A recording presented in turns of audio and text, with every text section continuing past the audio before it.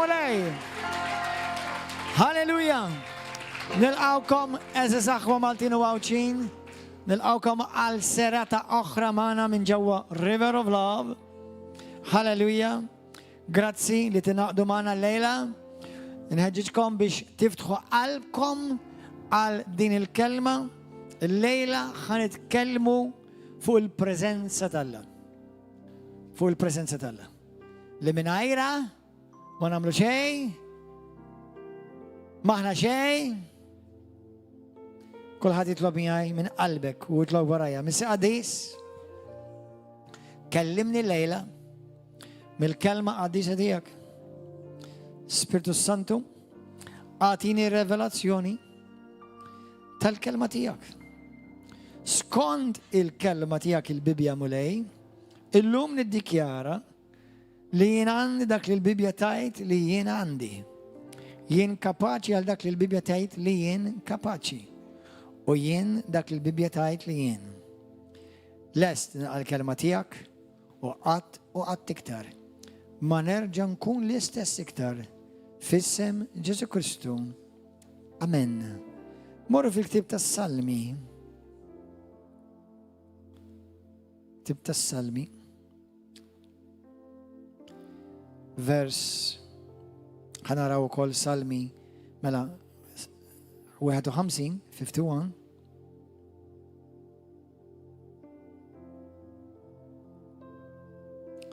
Thank you, Lord. Grazzi Ġesu. U ħanaraw Salmi 16.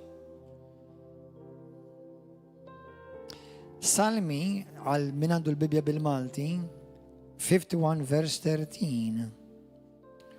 Min għandu bil-Inglis huwa vers 11. David raj gwerrier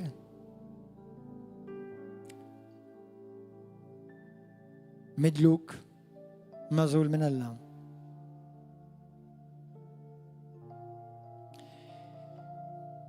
Kemm minnkom tafu l-istorja ta' David, olli dejkom?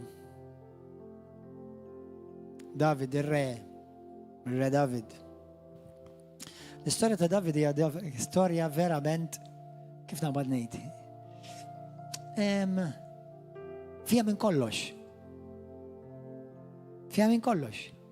Raġel li kien tant intimu mal-mulej. Beda bħala raj. Kien pastor. Kien raj. Kien jieħu ħsieb il-merħla tal-familja tiegħu ta' missieru. U kien qatta ħafna ħin fil-preżenza tal-Alla u l-preżenza tal-Alla biss. Nafu il-profeta Samuel fuq id-direzzjoni tal-Alla. Alla għażlu u dilku xi ħaġa mhux tas-soltu, by the way. Ma ngħidilkom għaliex mhux tas-soltu. Għaliex David ġie midluk re qabel ma r-re ieħor miet. Għax ġeneralment l-ewwel imut ir-re mbagħad jidilku t-tieni re. U l-istorja tiegħu hija unika ħafna. U li rebbaħ l-Iżrael, il-poplu tal-Alla, ħafna gwerer. U David fis-Salmi jitkellem u anka meta taqra l-ewwel Samuel u t-tieni Samuel jaf li l-gwerer li rebaħ minħabba dejjem il-preżenza tal-Alla kienet miegħu. Alla kien miegħu. U Alla kien ikellmu. Għax David apparti li kien rew kien raj, ukoll kienu l-profeta. Però David żvija, żbalja. Alla ma ċaħdux. Imma l-preżenza tal-Alla, issa di ma toċ totalment għalija għalik illum. Għaliex aħna qegħdin f'patt differenti. Dak iż-żmien, it-Testament il-qadim, ħadd ma kellu l-Ispirtu Santu jgħammar fih. L-Ispirtu Santu kien jiġi fuq ċertu nies, u naħseb ħafna minnkom tafuha, ma ħnejlkom xorta, kien jiġi fuq ir-re, fuq is-saċerdot u fuq il-profeta. Fit-Testament il-ġdid jiġi f'kull wieħed minnkom. Fit-Testament il-qadim kien jiġi fuq biss. u kien jiġi għal staġun u għal skop partikolari biex iwettaq pjan. Fit-Testament il-ġdid, Spiritu tal-Alla jiġi jammar fik biex inti ssir dik il-kreatura divina soprannaturali li tibda tgħix il-ħajja tal-ġenna suppost jekk tgħix fil-milja ta' Kristu minn hawn. Però xorta fit-Testament il-ġdid għandna esperjenza l-Ispiritu Santu fuqna u bħalma tkellim daw l-aħħar ġimagħtej tista' tniktu l-Ispiritu Santu ma jitlaqx minn ġo fik imma tista' tgerxu minn fuqek. Tista' tniktu, tista' ddejqu, iġġiblu diqa. David, meta dineb, u dimed bl-aħraġ dineb, l-Ispiritu Santu telaq minn fuqu. L-Ispiritu tal-Alla, l-preżenza tal-Alla telqet minn fuqu. David kien gwerrier kbir. Ma tantx raw bħalu Iżrael u l-poplu tal-Alla. Però meta telaq milli jfittex il-preżenza tal-mulej, spiċċa d-dineb. Xi ħaġa interessanti fit-Testament il-qadim skont Ġenesi, Skrittura tgħidlek, kapitlu 3, tgħidlek li kif dineb Adam u Eva ħarġu mill-preżenza tal-Alla. Ħarġu mill-preżenza tal-Alla. Il-bniedem meta dineb tilef il-preżenza tal-Alla. Il-preżenza tanġibli tal-Alla. Fil-ktib ta' Ġenesi, kapitlu 3. U l-Bibja tgħidlek meta ħarġu mill-preżenza tal-Alla minħabba d-nub, marru u ħbew lilhom infushom. ħarġu mill-preżenza tal-Alla. Jiena u inti, meta Alla ħalaq il-bniedem, ħalqu fil-preżenza tiegħu. Għax aħna maħluqa fih. Għalhekk importanti tkun taf min inti fi Kristu llum, għaliex meta inti twilit minn ġdid, meta inti ġejt fi Kristu, dak li Adam u Eva tilfu fit-Testament il-qadim, reġa' ġie restawrat lura lejk fi Kristu. Fi Kristu. U għalhekk importanti meta aħna ngħidu fi Kristu nista' ngħid Kristu fija, u hekk tgħid il-Bibja, u jiena fih. U sew fija u jien ukoll fih. Għaliex dan is-suġġett huwa importanti? Għaliex mingħajr il-preżenza tal-Alla jiena u inti mmutu. Bħalma ħuta toħroġ mill-preżenza tal-ilma ma tippastejx. Ma tistax tgħix ħuta barra mill-ilma. U jiena u inti mingħajr il-preżenza tal-Alla ma nibqgħux ngħixu. Sew spiritwalment u anke sew letteralment. Bniedem semmejtilkom il-Kathryn Kuhlman ġimgħa ilu, kemm hawn minnkom tafu Kathryn Kuhlman. Morru waraw il-messaġġi tagħha. Naf li żbaljat ukoll fl-aħħar ta' ħajjita u d-dispjaċija. Però jekk inti ma tixtara l-Kathryn Kuhlman ħabba fek, tara lil ħadd għax kulħadd żbalja. Inkluż David li aħna naqraw il-kelma spirata minn Alla minnu. Amen. Qed ngħidilkom hekk għaliex aħwa. Għax Alla dejjem juża vessili dajfa tal-fuħħar. Isma' fuħħar taf x'inhu trab tal-art. Trab tal-art. Qed ngħid dal-kliem għax bħalissa tgħaddili minn moħħi meta f'daw l-aħħar ġimagħtej kellimkom kif bosta Kristjani jniktu l-Ispiritu Santu u jikkritikaw nies tal-Alla għax jew ma jaqblux magħhom jew żbaljaw. Mela aqbad il-Bibja waraqa hija ta'. Għax il-kelma li inti tgħidilha l-kelma spirata minn Alla taf minn fejn ħarġet minn fom nies li kollha kemm huma żbaljaw. Malek Pawlu jgħid fl-ewwel Korintin kapitlu 4 vers 7 jgħidlek il-qawwa li hemm ġo fina mhijiex mertu tagħna imma mertu tiegħu. Aħna biss il-fuħħar, mhux il-fuħħar li huwa prezzjuż imma ż-żejt li hemm ġewwa. Amen. Halleluja. Imma Alla oġbu li juża lilek fuħħara u fuħħar. U David hawnhekk jgħid meta dineb u nota l-preżenza tal-Alla tal-qidu لا توربنيش من قدامك، تنخيش مني السبيرتو قديس تياك. في الكتاب السلمي كابيتلو 16 فيرس 11 انت تعلمني طريقة الحياة، اعمل ملية الفارغ قدامك. ديفير يعمل ملية الفارغ في البريزنس تياك. متى ترى كلمة قدامك في البيبيا تفسر في البريزنس تاعنا. الملية الفارغ فاينة في البريزنس تاعنا. املاش على دايم فلامنتك. أخوة واحدة متعلمت في 30 سنة كريستيانيزم وفوق 30 سنة هي متى نطلع البريزنس تاعنا. جيفيري افهموا الترمينولوجية. تكنيكامنت ما نستطيعش نطلع البريزنس تاعنا عشان لا يدخل يمكن سوا جيلت والشغات بريزمبيو هي الفيلوشيب باش البريزنس تاعي يكون من البريزنس تاعنا. يقول لك الله مش كل يمكن ايات عنده رجون وما عندوش رجون عشان من البريزنس ديك يدوا له اومني بريزنسا. اما مش كل يمكن تمانيفست البريزنس تاعنا. انت فاهم؟ تستا تمر باچا فلسا والبريزنس تاعنا قدام. ما منتش خاصبني سيفخروا لله يتكلموا باللينغوي سوا ويتكلموا في الجسوم وش بروبلي تسمع شغلات تسمى الجسوم ما في كونشتا شي دعوة سفورتناتamente سوا allora ايوه من البريزنس تاعنا كل مكين من ذاك العتا ذاك اللي يدولوا اومني بريزنسا علاش هو الله كل مكين.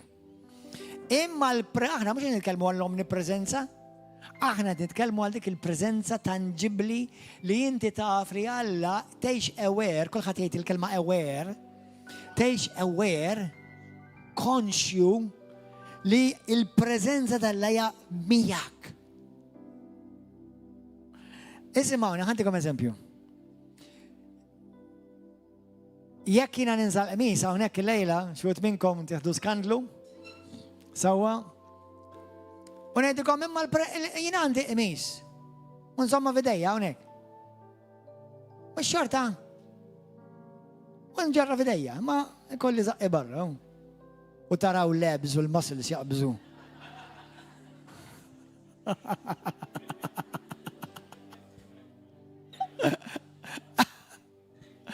تراو السكس باك ياك يعملها ماريو تراو الفاميلي باك.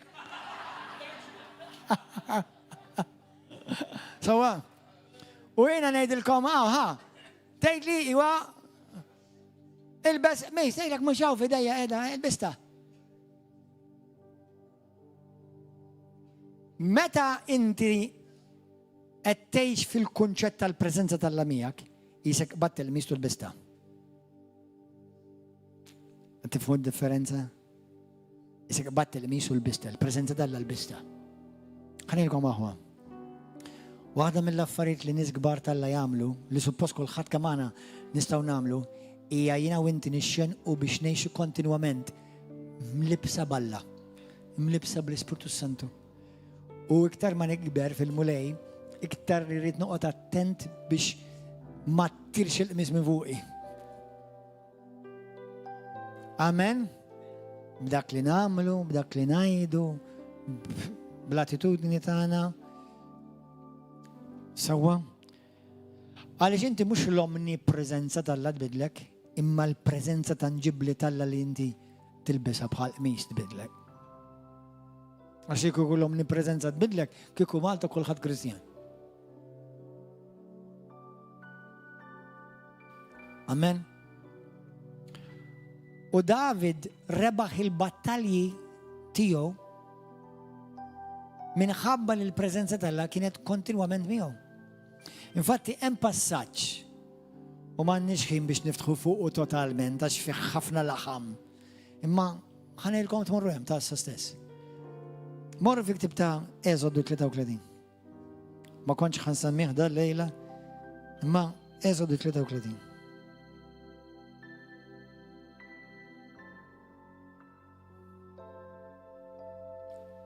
Halleluja.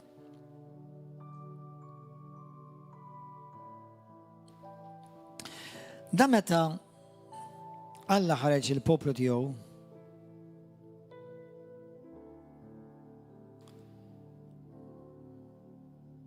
mill-Eġittu.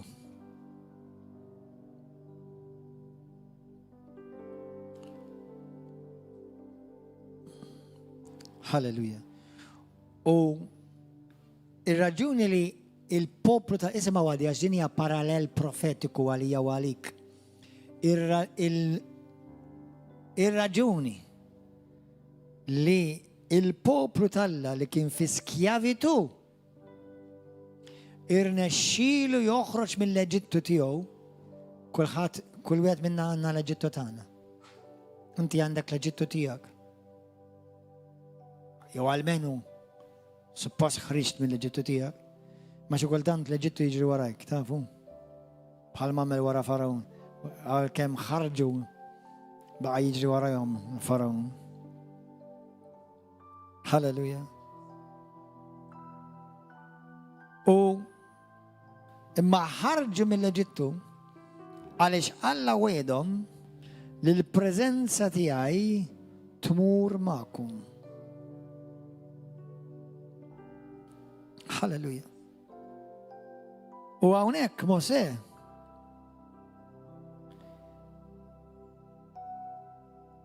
jitkellem mal-mulej u jgħidlu mulej. ħanilkom il-lima vers, ta? Kif ħankunu poplu distint u differenti mill-poplu l-oħra? Eżodu 33. Kif ħankunu differenti mill-poplu tad-dinja l-oħra? U Alla jgħidlu il-preżenza tiegħi tmur magħkom. Min vers, ħanibda minn vers 14. Il-mulej wieġeb il-preżenza tiegħi tiġi miegħek u nserraħlek rasek. U qallu jekk il-preżenza tiegħek ma tiġix magħna, ittella nies minn hawn. Kif se nkun naf jekk sibx ħnina quddiemek? Jien u l-poplu tiegħek, mela se naftin. Jekk meta Alla jiffavorixxi lil xi ħadd, suppost jiena u inti kollha favoriti. Ċekk inti għandek il-Kristu u inti ġejt iffavorit. Jiena u inti id-dinja taħsibna li aħna l-istess bħalhom, maħniex bħalhom. Għaliex jiena u inti nġorru l-preżenza tal-Alla. Min mhux ta' Kristu ma jġorx il-preżenza tal-Alla. Infatti, jekk inti tinnota u jekk ilek timxi mal-mulej daqsxejn, mhux ħażin, xi kultant tirrita nies mingħajr ma tgħid kelma. Xi kultant tirrabja nies jew jieħduha kontra tiegħek u ma jgħidu u ma jafux għaliex mingħajr ma tgħid kelma u ġieħ xi ħadd esperjenza jgħadha. Wow! Naf li jiena persuna pubblika u meta tkun pubbliku tajjeb u ħażin ħataqlaq ħaġorta. Ma jimpurtax, sa. Keep watching, kompli segwi. Halleluja. Però xi darbtej differenti meta xi ħadd qalli għax jiena lilek ma niżlekx bħalma ġieli qalu hawnhekk fuq. Sewwa. Jew għax ma niffansjakx, jew għax ma taġobnix. Mbagħad pereżempju saqsejthom għaliex x'għamiltlek? Ma nafx għaliex, ma hekk. Int ma tafx għaliex, ma jien naf għaliex. Jien naf għaliex, inti ma tafx għaliex. Inti m'intix tinduna li inti taġixxi skont l-Alla tiegħek. Għax Alla tiegħek qed jirrita, tiġi irritat balla jien inġorr.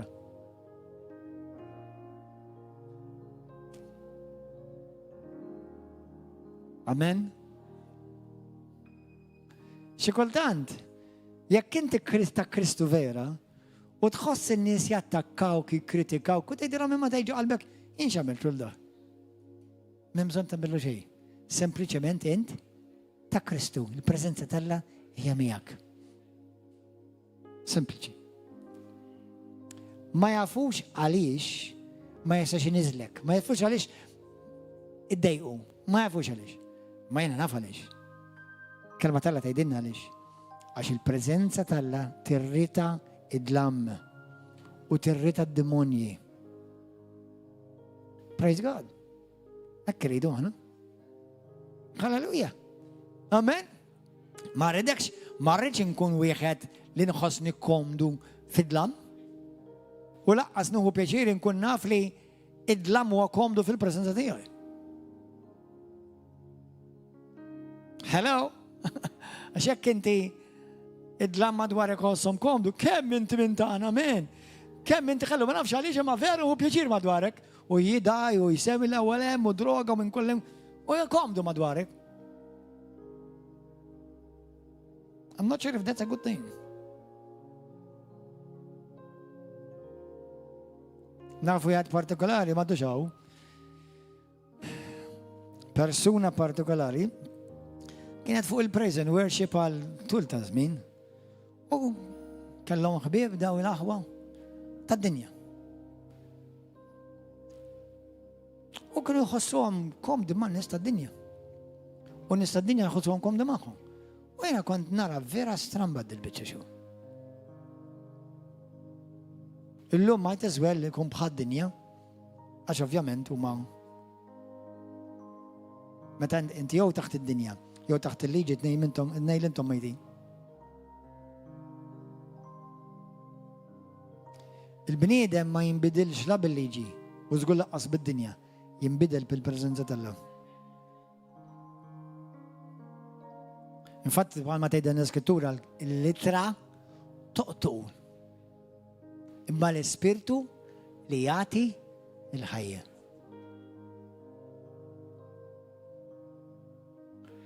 Aħna poplu tal-kelma tal-Alla u hekk għandna nkunu, speċjalment tal-kelma tal-Alla fit-Testament il-Ġdid.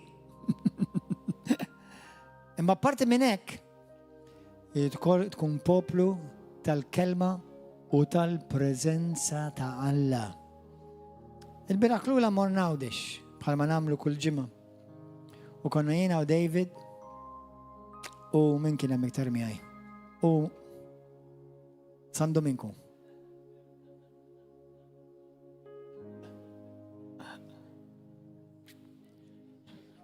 Halleluja, irranġena għarraġira. U morna n-evangelizzi, morna għettilom, jaħammurru sarrabat, jaħammurru fit-toroq. ħannara il-mulej, forse nkellmu xi erba' min nies. U tkellimna. U kien hemm tnejn partikolari. Kellim xi tlieta erba' kemm. Ma tnejn partikolari. Waħda tfajla kienet bil-qiegħda, kellha l-headphones, u ħassejtni għandi nkellima. U mort nkellima u rajt xi ħaġa f'qalba, rajt xi ħaġa, f'għajnejha rajt xi ħaġa. Xi t-tfajla forsi għandha 16 sena. U rajta kif bdejt inkellima fuq il-mulej, għajnejha fetħu. Tatni attenzjoni totali, għattila li Ġesu jħobba, tajta karta biex taqra. U għattila importanti tlab u tlab talja dak il-ħinses.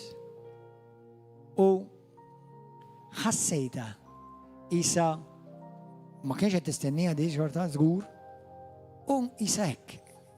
L-atmosfera tagħha totalment inbidlet. Bad konna mixin ir-Rabat ħdej l-assa tal-pulizija. U għadda wieħed naqra Samrani. U nserta kien mill-Libja. Mhux ħansemmi ismu għax żgur ta' qabduh kieku ismu. Għax ismu interessanti. U kienet itsappab u għandu kienet itsappab u għatlu xieġralek jena. Ħassejt il-mulej għandin kelma d-darraġa. Għalli weġġajt u kellu saqaħ minn fuħa. Eklu fuq Ġesu, għalli jena nħobbu l-Ġesu. Xu prosit. Eklu ħantik xaħġa għara. Għalli għarajt. Suppost actually għandu jiġi l-fellowship, ma nafx kux jgħadaw Imma eklu ħanitlob għalik ħajfejqek Ġesu. Tlab tal-liħ. Il-reaction tiegħu kif kienet David?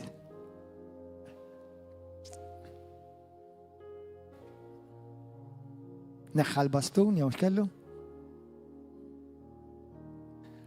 għalli inti l-lum għamilt li xi ħaġa sabiħa. Dak il-Malti għaw ċitiju. Għalli, mar tal ġieħ. Bada jimxi dak il-ħin. U neħħal bastun dak il-ħin. Pero ġejt aware, jew kella ġejt iftakart iktar mill ġejt aware, għax ta' spiss nkun aware. Il-preżenza tal-Alla magħna u fina tiġi attivata, tiġi timmanifesta meta aħna nħdu passi ta' fidi u nirilaxxaw il-kelma tal-Alla. L-Ispiritu Santu jaħdem mal-kelma tal-Alla. L-tfal tiegħi dil-ġimgħa qedtilhom xi ħaġa u ħanejda lilkom, intom it-tfal tiegħi jgħu.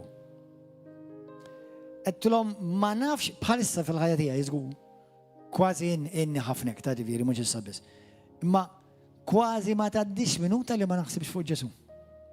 Mhux qed nassaġġerhom, u mhux qed nipprova nimpressjonakom. Imma ma tgħaddix minuta ma naħsibx fuq il-mulej. Ma tgħaddix minuta. U ħanejdkom ħanixxokkjakom. Anke meta nidneb qed naħseb fuq Ġesu.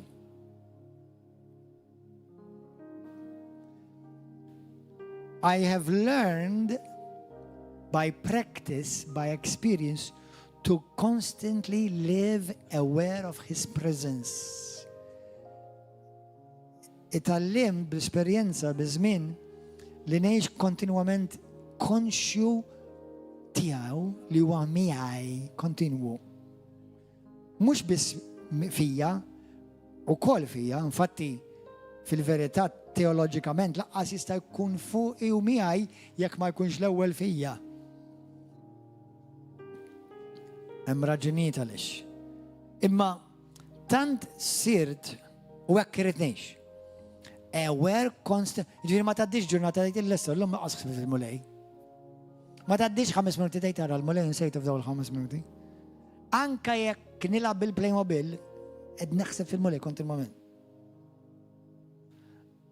Anka jekk imur il-baħar li s'issa dan is-sajf qatt mort darba waħda l-baħar. Qed naħseb fil-mulej. U ngħidlu jiġi jew miegħi. M'hemmx mument li u issa dil-ġimgħa neħħejt is-social media kollha. Ħalli iktar inkun maddas fil-preżenza tagħha, ma rrid naħseb f'xejn iktar. F'xejn. Anke jekk inkun mal-mara qed niklu, ma nafx fuq xiex naħseb. Ġesu kontinwament. Jiena nkun mal-mara qed naħseb fuq raġel.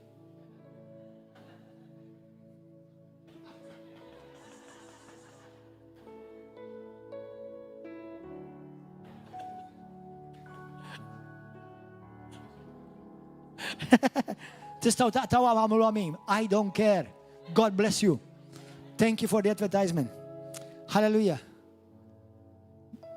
Darba għettilkom dil-istoria, meta darba kont l-Amerika, u mort maċi xbibek, ħafna minnom kun għadhom ġoddan għajne. U għedin fuq mejda, għedin ġo Chinese restaurant. Kont mur Chinese buffet, kont nħalla 6 euros, men, bis. Le, $6, Sergio. 6 euros, $6 buffet. Kem kien tajjeb dak il-buffet? Worth it li tmur l-Amerika u tiġi lura ġast għal dak il-buffet.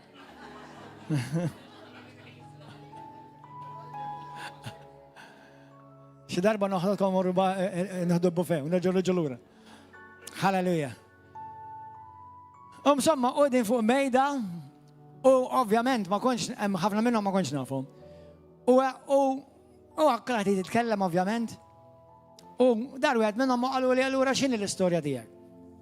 Għattilom, jina intqajt ma raġel, sirna close, dejna nintaqaw, dejna ninġibdu lej xuxin.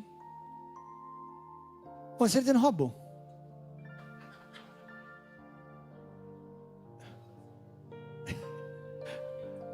Bdew jħarsu lej xuxin. Min għanna fuq il-mejdaw. Vera, ta' għamil ta' di bis-serjetà. Mux għed nimpressjonakom, vera għamil ta' ek. Ħalli ġbilom l-attenzjoni zgur. Mbat għattilom fil-Vangelu, għattilom Ġesu. Halleluja! Amen!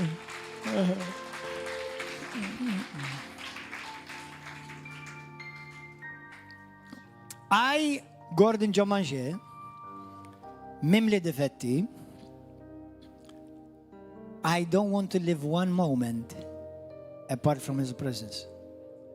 U jekk namel xi kawlata balbuljata, kif namela immedjatament, irrid nindem immedjat. Ma rridx nagħmel xi ġi malbot mill-mulej, jew xi għasħab minuti, jekk disbalja, ma l-ewwel irid ma rridx ninsa dik il-qmis, ma rridx ninsa dik il-preżenza minn fuqi, ma rridx. Mhux bil-fors dejjem inħossni l-istess, Għax hemm ħinijiet fejn inti l-preżenza talla tħossha. Infatti, ġili jew nkun waħdi, jew qed insuq, jew inkella jew sejjer x'imkien, u qed nitkellem mal-mulej, nitkellem bl-ispirtu. Sewa unħoss ġismi xewk. Infatti llum qedtilkom intkom waqt li qed inqimu lill-mulej, ma rridkomx taħsbu li hija xi diska sabiħa li ġib il-preżenza tella. Tajjeb li konna diski sbieħ, ma mhux id-diska li ġib il-preżenza tella. Għatti tal-appost li ma kellhomx diski orkestra, ma kellhom il-preżenza tella minn. Għaliex għax kienu nies qed jixxenqu għal Alla. 120 ruħ intaqgħu hemmhekk bil-għaġġ għaċċana għall-preżenza talla. U dak huwa l-poplu tiegħi inti u jien. Olli dik il-mulej. Poġġi waħda fuq qalbek u għejdlu issu stess.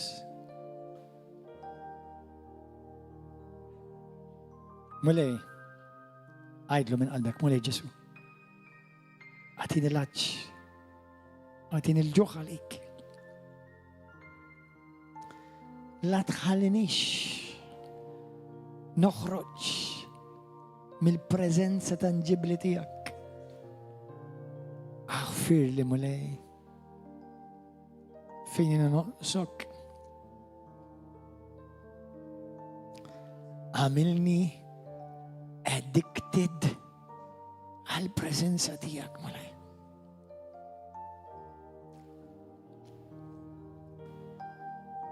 Invadili ħajti, moħħi, ħsibijieti. Spiritu Santu,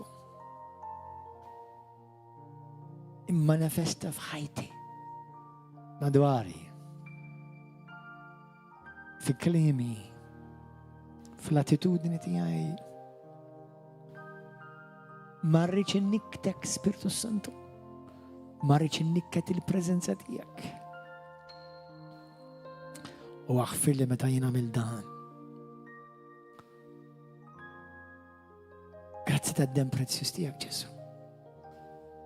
Għax permezz dak id-dem jiena nista' nidħol fil-preżenza tanġibli tiegħek mulej.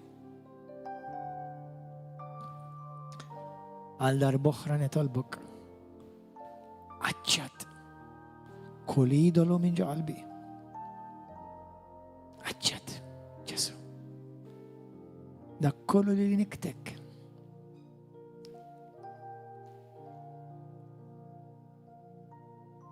Grazzi tal-preżenza tiegħek mulej. Grazzi li inti miegħi kull fejn imur.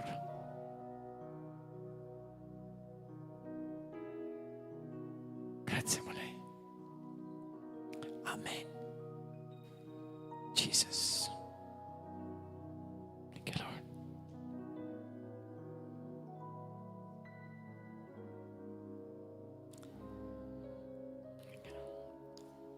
Il-mulej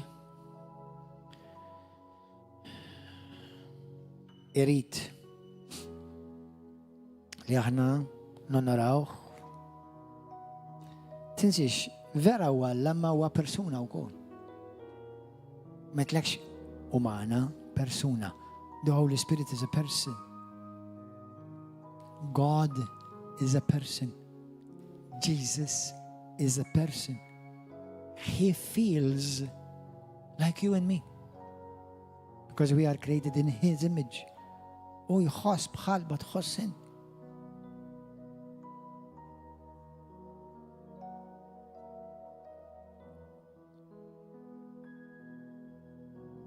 Thank you, Lord. Kemm hemm xi ngħidu aħwa. Kemm hemm xi ngħidu. Kemm hemm xi ngħidu. fil-Ewwel Korintin 1:29. Marwen.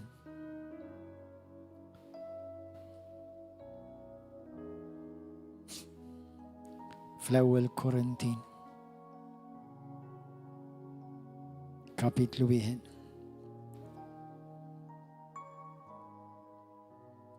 Konna naqraw Eżodu 33 fejd il-mulej ma seqallu mulej kif ħankunu nafu li inti ffavorixxejtna? Kif ħankunu nafu li aħna differenti mill-popli l-oħra? Preżenza tiegħek tiġi magħna. Il-preżenza talla tiġi miegħek kull fejn tmur. Ħanejdilkom eżiż aħwa għax aħna llum ngħixu f'ħajja ta' social media u ħafna paroli żejjed. L-Ispirtu Santu jrid ikun miegħek iktar milli tkun tixtieq tkun miegħu inti ta'. Għalhekk ngħidilkom ħodu attenti x'joħroġ minn fomok. U attenti kif naġixxu l-attitudni tagħna. Il-mulej jrid li aħna nonorawh, nżommuh fi stima għolja, nħobbuh, niċċelebrawh. Il-mulej jixtieq li inti tixxenna għalih. Fl-Ewwel Korintin 1, vers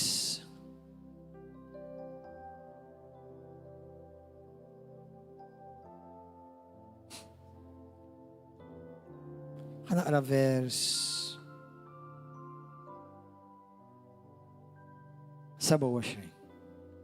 Imma Alla għażel in-nies boloħ għad-dinja biex iħawwat l-orrif. Aħwa, intom poplu boloħ.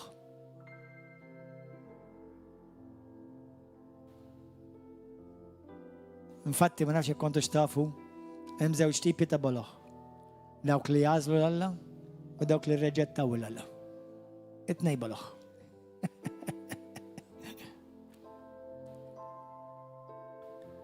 Għażel id-dajfa ta' din id-dinja biex iħawwat il-qawwija. Għażel l-mistmerra mid-dinja u n-nies li huma xejn biex iġib fix-xejn il-dawk li huma xi ħaġa jew jaħsbu li huma xi ħaġa. Hekk ebda bniedem ma jista' jiftaħar qudiemu. Bl-Ingliż jgħidlek lebda no flesh shall glory in his presence. Ġifieri m'hemm xejn li jiena u inti nistgħu nagħmlu bil-mertu tagħna għax kemm jiena tajjeb jien, kemm jien bravu jien u kemm naf nitkellem u kemm għandi doni u xejn.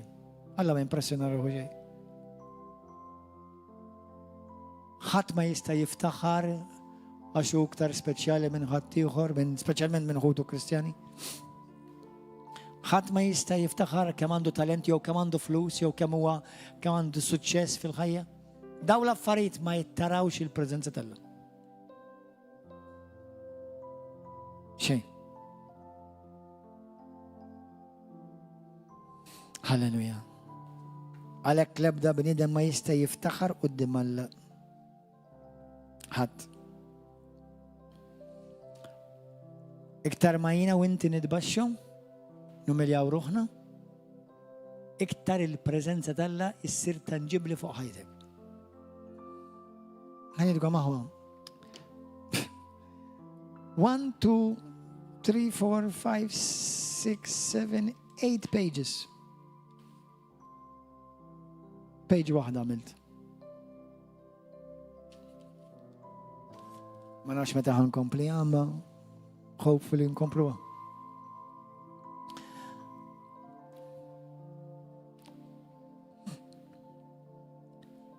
Tidnejdilkom xem fil-ġenna? Invażjoni tal-preżenza tagħha. Tidnejdilkom xem fil-ġenna? Fem xem l-infern? M'hemmx il-preżenza tagħha. L-iktar ħaġa tal-biża ta' nies li esperjenzaw l-infern skont it-testimonjanzi hija di m'hemmx il-preżenza tal-Alla. Fid-dinja ukoll il-midinbin mhumiex ħafna qar milli huma għax hawn il-preżenza tal-Alla omnipreżenti. Ma jiġi żmien meta il-preżenza tal-Alla tista' tiġi mittieħda u jirrenja bis-sidnub, il-ħażen, dak huwa l-infern. L-infern mhux meta tmut, l-infern huwa meta inti tażel il-ħajja tal-ħażen u l-preżenza tal-Alla titilqek. Dak l-infern. U l-ġenna hija innotaw biċċiet żgħar, tar żgħar, meta l-preżenza tal-Alla timmanifestaw fostna. Nies jinħelsu mix-xjatin għaliex? Għaliex jinħelsu? Għax il-pastor jew l-apostlu għandu xi don partikolari? Għandi don imma mhux għalhekk jimmanifestaw. Għax iktar ma l-poplu tal-Alla jixxennaq u iktar ma l-preżenza tal-Alla tiġi tangibli u timmanifesta, ix-xjatin ma jistgħux jibqgħu fil-preżenza tiegħu, ma jifilħux il-preżenza tiegħu. Għaliex il-Mart jitlaq? Il-Mart jitlaq għaliex hemm l-isem ta' Ġesu, ma l-isem ta' Ġesu jaħdem mal-preżenza tal-Ispiritu Santu. Il-moment li l-preżenza tal-Ispiritu Santu, preżenza tal-Alla, tiġi manifestata, il-Mart ikollu jċedi. Għalhekk il-Mart jitlaq. Meta jiena nitlob fuq xi ħadd bħalma tlab fuq dak il-Libjan jumejlu. U tlab fuq saqajh u minn fuq il-basum beda jimxi u jitħaq u għalli inti għamilt li xi ħaġa llejla, għamilt li xi ħaġa. Infatti ma taf x'għamilt jien? Irrilaxxajt il-qawwa tal-Alla tanġibli li fejn kien hemm ix-xogħol tal-għadu invadi l-preżenza tal-Alla, invadi l-preżenza tal-Alla. Meta xi ħadd Alla jitla fuqek u m'hemm bżonn tħares madwar intalla. X'qed jirrilaxxa? Qed jirrilaxxa il-preżenza tal-Alla. U fejn hemm il-preżenza tal-Alla hemm is-saltna tal-Alla. U fejn hemm is-saltna tal-Alla l-ebda salt oħra ma tista' tieqaf. Amen? Ejja baxxu rasna.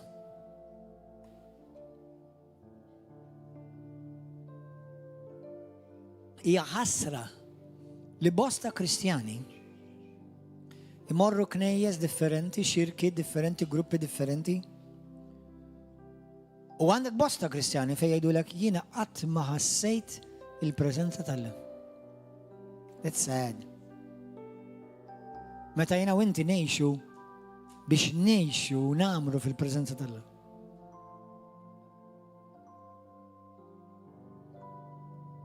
Fil-ktib tal-Levitiku 11, vers 1-3, Alla jgħid lil Aron, min irid jidħol fil-preżenza tiegħi, irid jidħol b'reverenza, b'qima. Fil-ktib tas-Salmi tgħid ejjew nidħlu fil-preżenza tal-Alla b'qalb ta' ringrazzjament, b'qalb grata. Enter his presence with thanksgiving. Idħol fil-preżenza tal-Alla b'qalb grata. Jekk x'ġara l-poplu tal-Alla meta beda jgerger. Alla qalilhom ċaw, weħedkom ħad morru.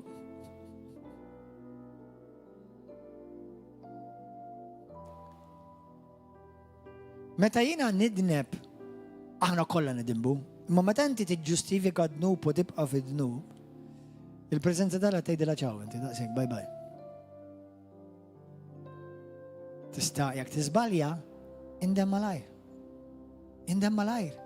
Għax jiena u inti bħal dik il-ħuta. Kemm ħaddu mħajja dik il-ħuta barra mill-ilma?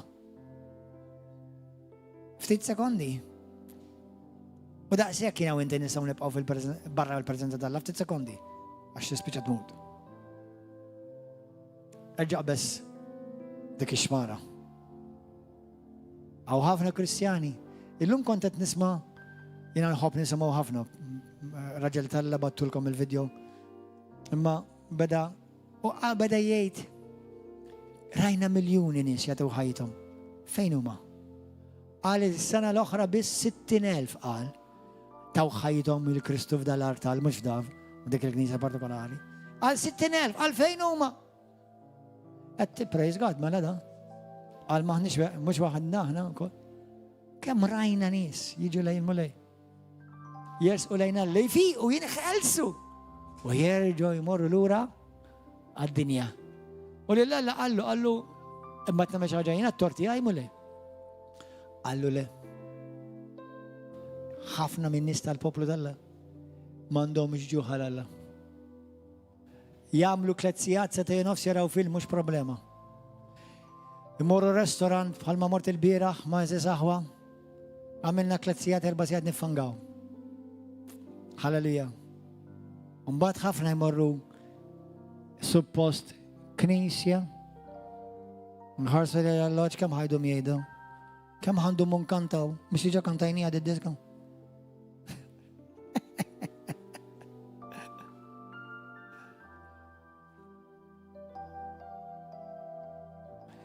Do you know, brothers and sisters, listen carefully before we pray.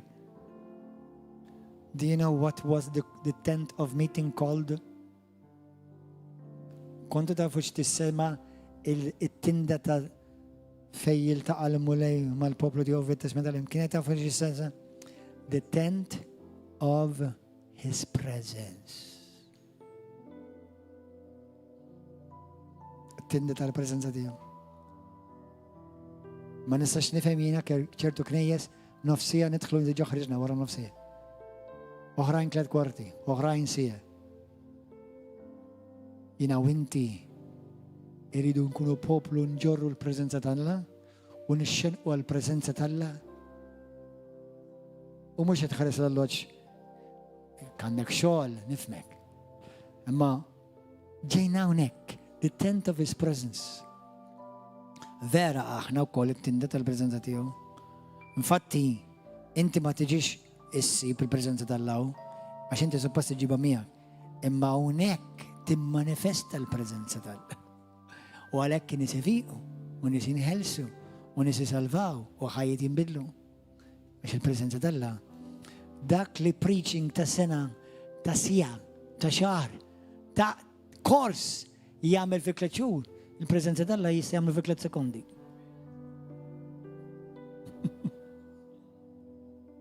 Amen? Kulħadd ibaxxi rasu.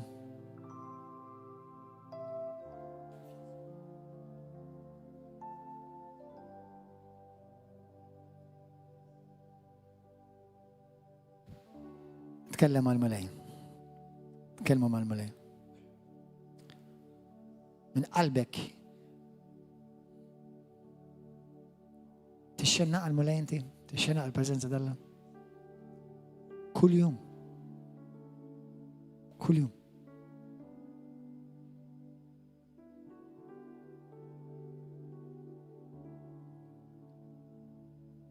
Thank you, Lord.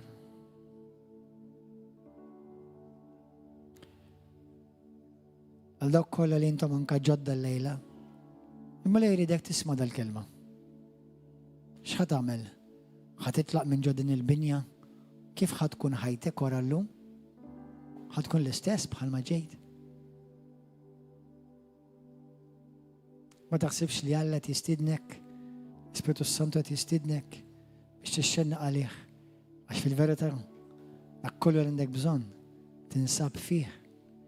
Jinsab fih. Il-fejqan tiegħek, il-ferħ tiegħek. Il-mart jitlaq, depressjoni titlaq. Il-risposta għal dak li inta tfittex tinsab fil-preżenza tiegħu. Għal dawk sewa u preżenti u dawk li tisegwu YouTube u Facebook. Eddi talba minn qalbek, edda minn fommok. Irrepeti mija jessa stess. Illu missir għaddis. Grazzi tal-kelma tiegħek. Għatin il-ġuħ għalik, mulej. Mux bizzejiet, mulej għalija li jina ġast nemmen fik. Mux bizzejiet għalija li ġast nemmen li inti teżisti. Irrit iktar. I want more of you, Lord. I want more of you. Spiritu għaddis. Iftaħ li għajnija. Rattab li qalbi. Nerġa nitolbok kull idolu li jen f'ħajti. Kull idolu mulej li jen f'ħajti. U x'inhu mulej? Jekkux persuna, jekkux xogħol, jekkux vizzju, jekkux hobby, jekkumiex flus,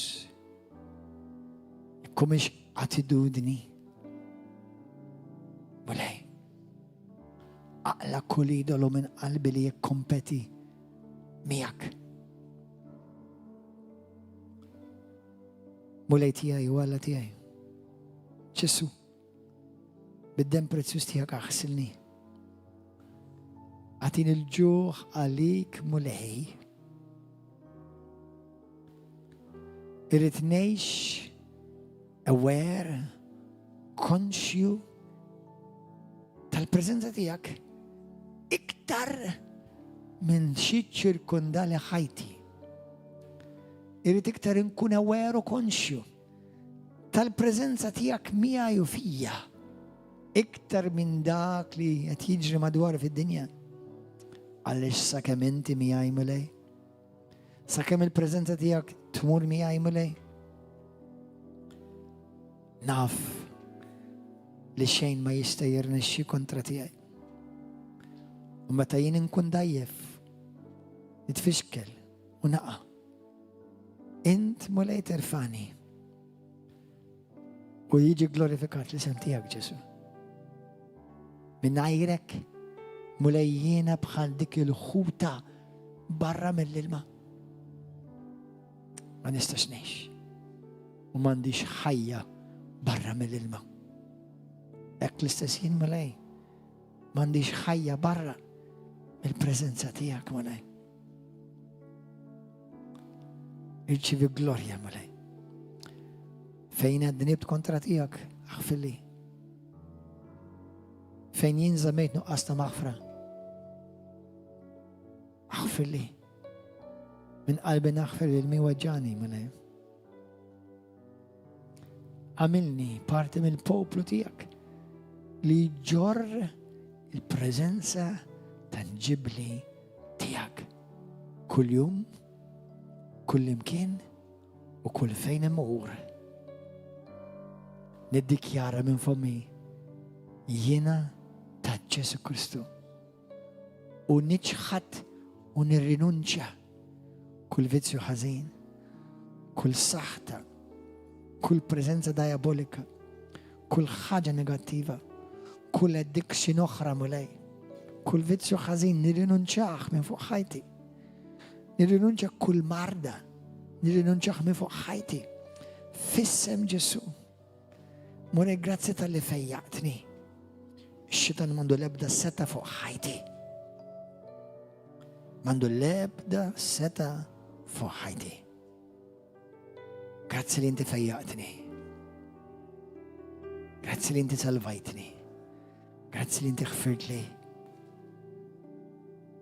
Għamel li qalbi dejjem tħabbat l-istess taħbita tiegħek millum il-qudiem mulej. Fissem Ġesu Kristu ta' Nazaret. Show me your face. Moses stood on a mountain, waiting for you to pass by.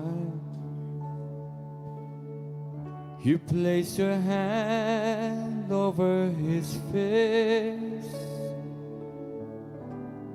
In your presence he wouldn't die. And all Israel saw the glory, and it shines out through the age. Now you've called me to boldly seek your face. Show me your face, Lord. Show me your face, Lord. Show me your face.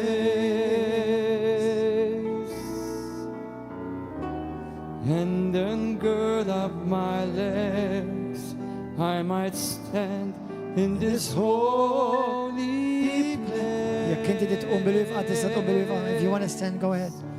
Show me your face, Lord, your power and your grace.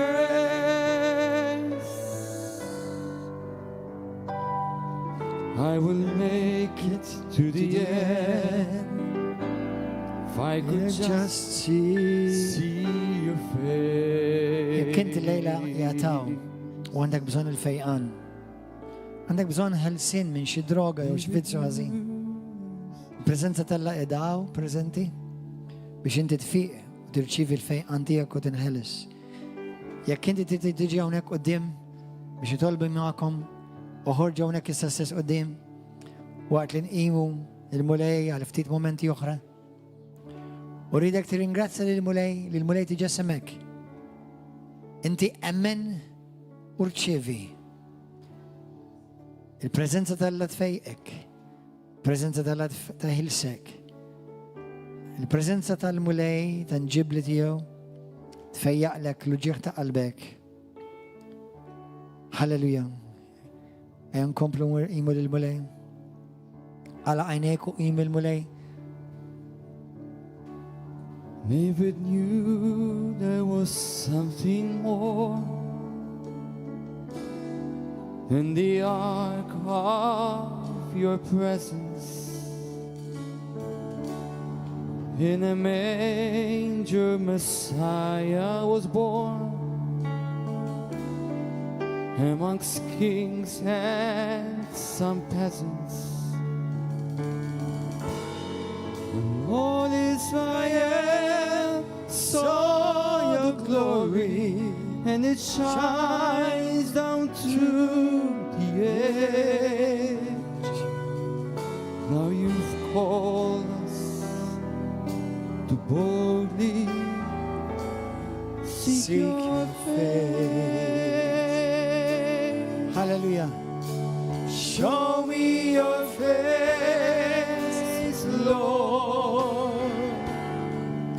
Show me your face. Prayer altar team, come. Prayer altar team, deacons, come.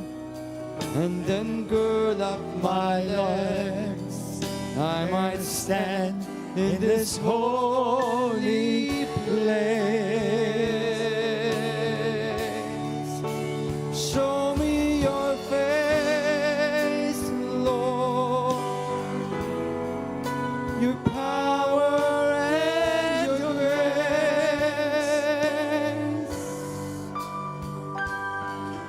I will make it to the end if I could just see your face. Mulej għaddis. Għal dawk li jtisegwu bħalissa mulej. U jixxen u għal-prezenza tijak mulej.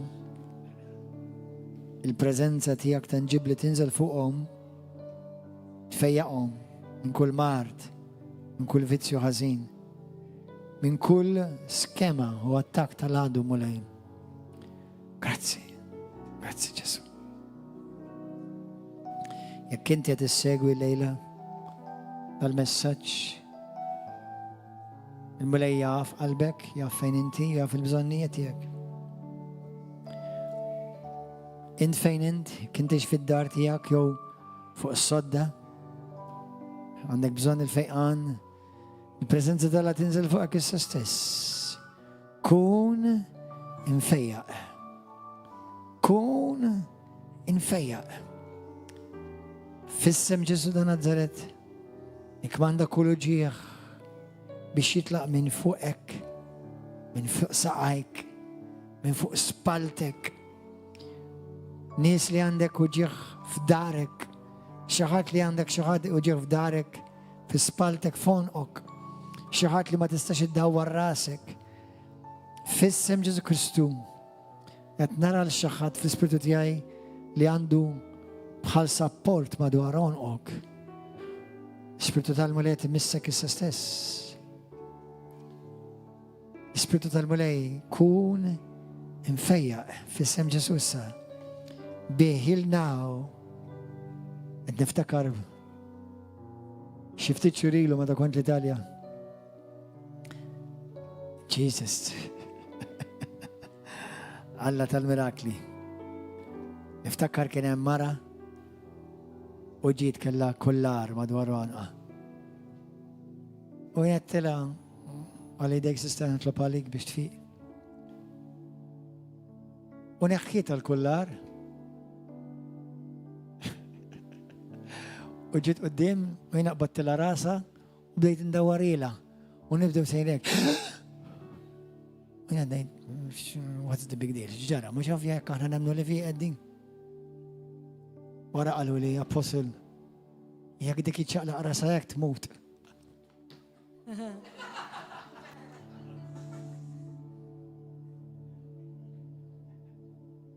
Tiftakru, brother, tiftakar konnem? Ma, dalla ma qalu li xqab. Qalu li għax dik għanda xi ħaġa ma dawnqa kif iddawwar rasa, letteralment di xi ħaġa tinqata jew u tmut daqshekk fħab. U kif rawa ddawwar rasek u baqgħet ħajja kienu ħajmutu huma.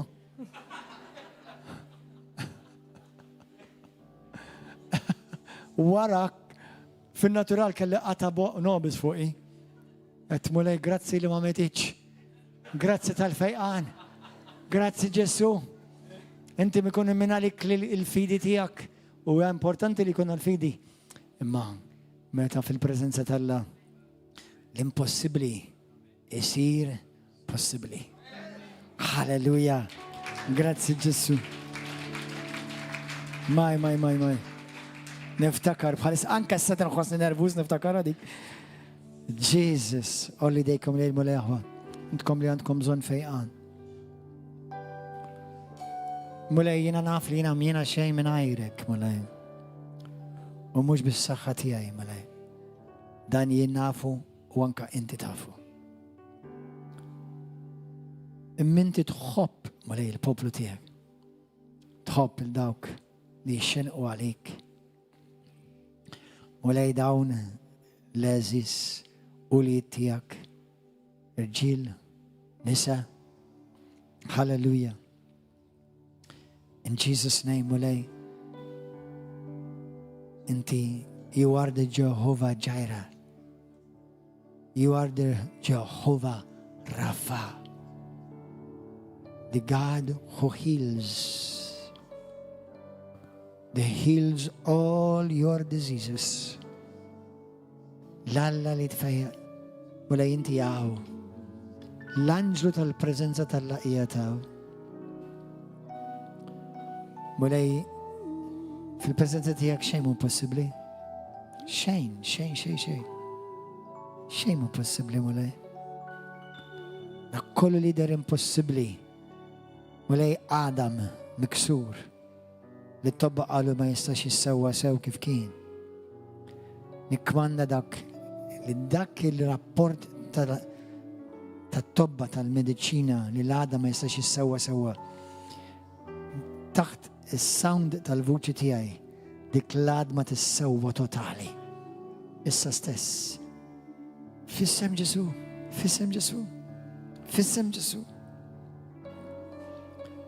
Ġesu. Mulej, id-damage li sar. Mulej, il-dak, il-persuna, l-medicina tajdlu u tajdila għamilt ħafna damage. Xinu għalik, mulej? Xejn possibli għalik Ġesu. Mulej, il-mulej jagħti pulmun ġdid il-xaħat issa stess. Xaħat qed jirċievi pulmun ġdid issa stess fis-sem Ġesu. Fis-sem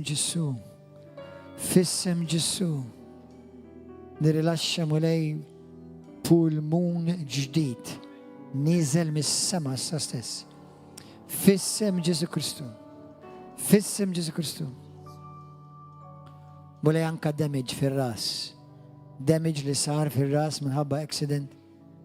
Damage li sar fil-ras mulej anka mħamba medicina li ġiet maħuda. Grazzi mulej tal-fejqan fissim Kristu, mulej ulċeri, ulċeri li anka saru mulej bl-alkohol, imma anka ulċeri li saru permezz ta' medicina li għamlitilhom ħażin.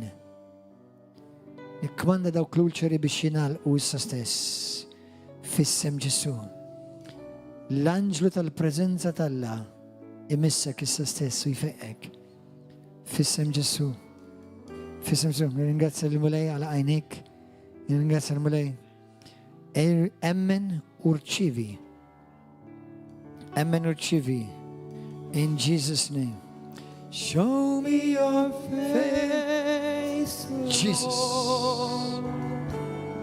Be healed. Be healed now. In Jesus' name. Prayer altar team, pray over her. Be healed in Jesus' name. Free. In the name of Jesus. Be free now. Be free. Be free now. Be free. Kull komplikazzjoni fil-istonku free in Jesus' name. Thank you, Holy Spirit. Thank you, Lord. Thank you, Lord. Thank you for complete healing. Body, I speak to you. Complete healing now. Be healed now in Jesus' name. Free! Free! Be free now. Be free now in the name of Jesus.